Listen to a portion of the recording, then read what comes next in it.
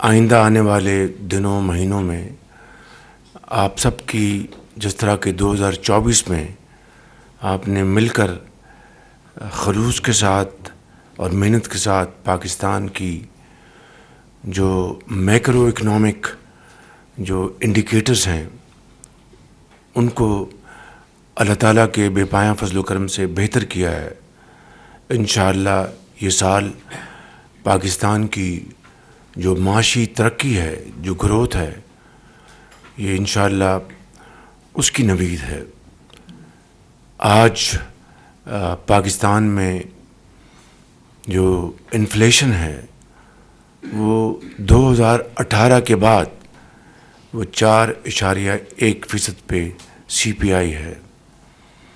پاکستان کی جو بیرونی ترسیلات ہیں ان میں پچھلے 5 ماہ میں پچھلے سال کے مقابلے میں 34% اضافہ ہوا ہے. اسی طریقے سے ہماری ایکسپورٹس میں امپرومنٹ ہوئی ہے. ہمارے فارن ایکسچینج ریزروز $4 بلین سے اب $12.5 بلین پہ پہنچ گئے ہیں. اسی طریقے سے پالیسی ریٹ بینکوں کا 13% پہ ہے. اور اگر ریئل انفلیشن کو اگر آپ لیں تو آج کم از کم 8 پوائنٹس کا سپیس اویلیبل ہے اسٹیٹ بینک کے پاس کہ اگر وہ پالیسی ریٹ کم کرنا چاہیں. اسٹاک ایکسچینج تاریخ کے سب سے اونچی سطح پہ ہے.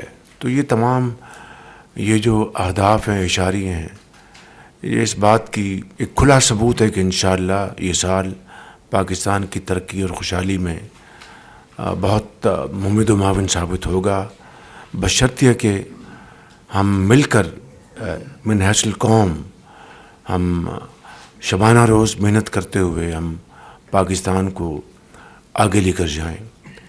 اور اس میں کوئی شک نہیں کہ پچھلے 9.5 مہینے میں جو یہ حکومت آئی ہے ان کو بیرونی اور اندرونی خلفشار کا سامنا کرنا پڑا. بے پناہ چیلنجز تھے، لیکن ایک باہمی تعاون اور اجتماعی کاوشوں سے ان چیلنجز کا مقابلہ کیا اور اللہ تعالیٰ نے ہماری مدد کی. اس سال میں سمجھتا ہوں کہ جہاں پر ہمارے چاول کی ایکسپورٹس جو ہیں وہ اس نے ہمیں تقریباً $4 ارب ہمارے قومی خزانے میں جمع کرائے. باقی میں مختصر تفصیل آپ کو دے چکا ہوں. وہاں پر چینی کی ایکسپورٹ کے ذریعے بھی تقریباً $0.5 بلین پاکستان کے خزانے میں آیا یا آ رہا ہے.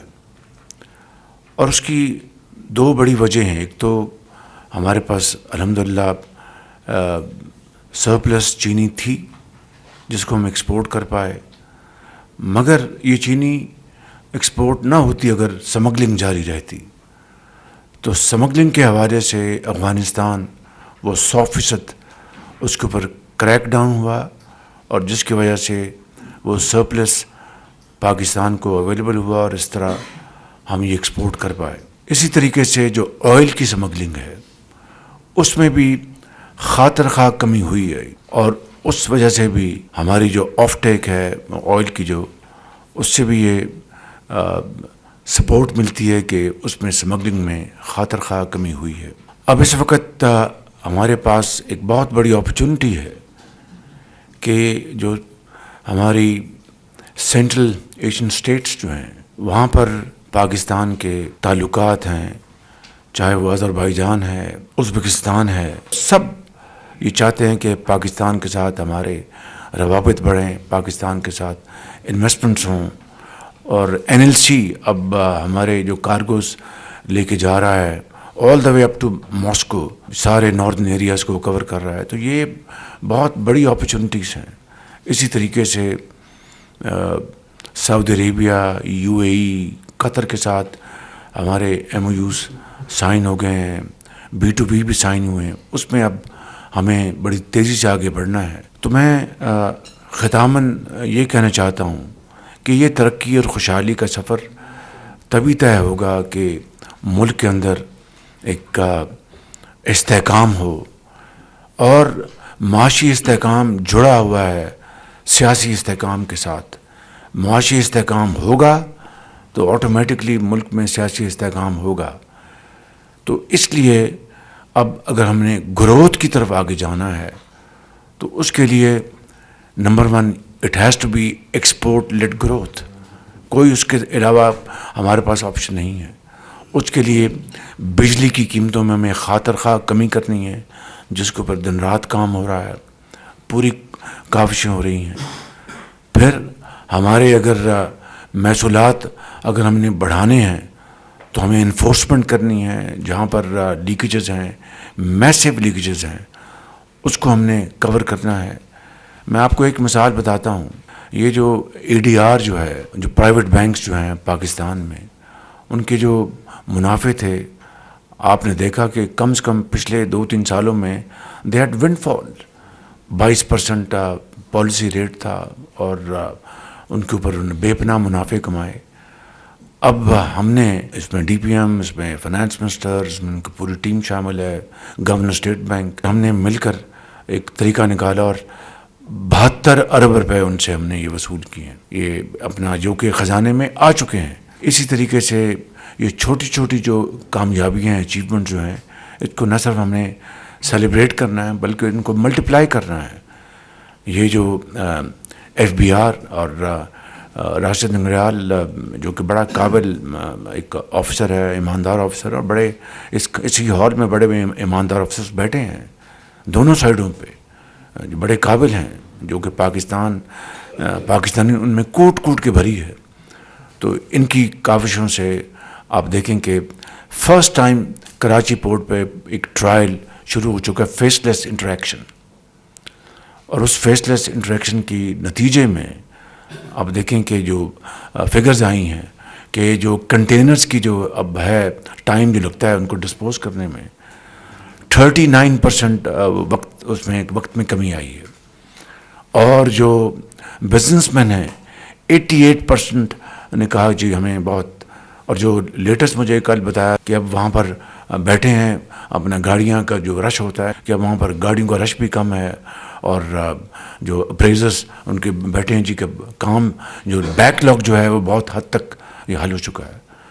تو میں سمجھتا ہوں کہ یہ وہ جو کامیابیاں ہیں الحمدللہ, یہ پاکستان کی کامیابیاں, یہ مرہون منت ہیں ایک ٹیم ورک کے نتیجے میں. اگر وفاق اپنا رول ادا کر, صوبے اپنا بہترین رول ادا کر رہے ہیں, تو یہ ہر ایک نے اپنا رول ادا کرنا ہے, ہر ایک نے اپنے کنٹریبیوٹ کرنا ہے. تو میں سمجھتا ہوں کہ اس کے لیے ہم سب نے مل کر سر جوڑ کر ہم نے اپنا راستہ بنایا ہے. اس کے اوپر انشاءاللہ ہم شبانہ روز کام کریں گے تو پاکستان ضرور اقوام عالم میں سر اٹھا کے چلے گا. آخری بات میں یہ کہنا چاہتا ہوں کہ یہ سارا سلسلہ پھر ڈپینڈنٹ ہے کہ ملک میں مکمل امن ہو. Security has become a challenge today. اور یہ بات بدقسمتی سے درست ہے کہ جب وہاں پر افغانستان میں انٹرم گورنمنٹ آئی, بے شمار لوگ چھوڑے گئے. میں اس کو ذاتی طور پر گواہ ہوں, میں جانتا ہوں. پارلیمنٹ میں سیشن ہوئے, جو میرے کولیگز اس طرف بیٹھے ہیں اس طرف بیٹھے ہیں اس بات کو جانتے ہیں. بہرحال that is thing of the past. آج یہ چیلنج ہے, آج اس نے دوبارہ سر اٹھایا ہے, تو اس کا سر کچلے بغیر ہم اپنا آگے نہیں بڑھ سکتے. اس حوالے سے جو قربانیاں دی جا رہی ہیں, جو لوگ, جو افسر, جو جوان, چاہے وہ افواج پاکستان کیوں ہوں, چاہے لا انفورسنگ ایجنٹس کیوں ہوں, پولیس کیوں ہوں, جس طرح وہ جام شہادت نوش کر رہے ہیں اور اپنے پیاروں کو چھوڑ کے جا رہے ہیں, اس سے بڑی قربانی تو اور کوئی نہیں ہو سکتی. میں سمجھتا ہوں کہ نہ صرف اس کی بھرپور ہمیں اس کی تحسین اور اس کا ہمیں آنر کرنا چاہیے, بلکہ قوم کو بتانا چاہیے کہ یہ اس وقت دوبارہ یہ جو اس نے سر اٹھایا ہے اس کو ختم کرنے کے لیے ہر روز کوئی نہ کوئی واقعہ ہوتا ہے. اور اس کے لیے آپ دیکھتے ہیں کہ اپنا کہیں 10 لوگوں نے شہادت کا جام نوش کیا, کہیں 5 افسر, کہیں ایف سی کے, کہیں پولیس کے, کہیں فوج کے. تو میں سمجھتا ہوں کہ یہ وہ ایک لازوال داستان ہے قربانی کی, but it has to achieve its target, and the target is to defeat this monster again, hands down. تو اس کے لیے ہمیں سب کو پھر اکٹھا ہونا ہوگا، ایک پیج پہ ہونا ہوگا۔ میں سب کو مبارکباد دینا چاہتا ہوں کہ تارا چنار میں اب کل ایگریمنٹ سائن ہوا ہے، تو درجہ بدرجہ جنہوں نے بھی اس میں کنٹریبیوشن کی ہے وہ سب مبارکباد کے لائق ہیں۔ لیکن اس میں جو یہ واقعہ ہوا ہے، اس سے سینکڑوں لوگ مارے گئے دونوں طرف سے، اور جو کچھ ہوا انتہائی افسوسناک ہوا۔ پوری دنیا نے دیکھا کہ پاکستان میں ایک جگہ پر جو ہوا یہ نہیں ہونا چاہیے تھا۔